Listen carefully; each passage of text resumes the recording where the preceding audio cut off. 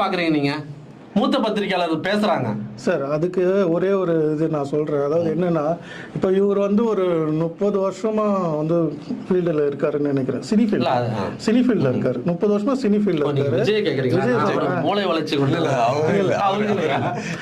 விஜய் ஆமா, விஜய் வந்து ஒரு 30 வருஷமா சினி ஃபீல்டில் இருக்காரு. அவரு நீங்களும் கேமரா பார்த்து பேசாம அங்க எங்க பேசுறீங்களா? லைட்டா கன்ஃபியூஸ் ஆகிட்டேன். அவரு கூட விஜய் அப்படி போயிட்டாரு அப்படி போயிட்டாரு. விஜய் ஓவரா வட சுட்டாரு. 30 அங்க பார்த்து பேசுங்க. 40 வருஷமா 40 வருஷம் நினைக்கிறேன். நீங்க வேற ஒரு யங்ஸ்டர் மாதிரி காமிக்கிறீங்க.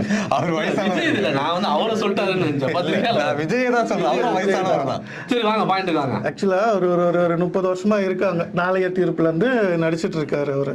ஸோ அவர் வந்து இவங்க வந்து சொல்றதெல்லாம் என்னன்னா, விஜயை பார்த்து டிஎம்கே பயந்ததுன்னு சொல்றது எப்படி இருக்குதுன்னா, இப்போ விஜய் வந்து சூரிய பார்த்தோ, இப்போ இருக்கிற யோகி பாபுவை பார்த்தோ, இப்போ அவங்க எல்லாம் வந்து இதுவா நடிக்கிறாங்க, ஹீரோ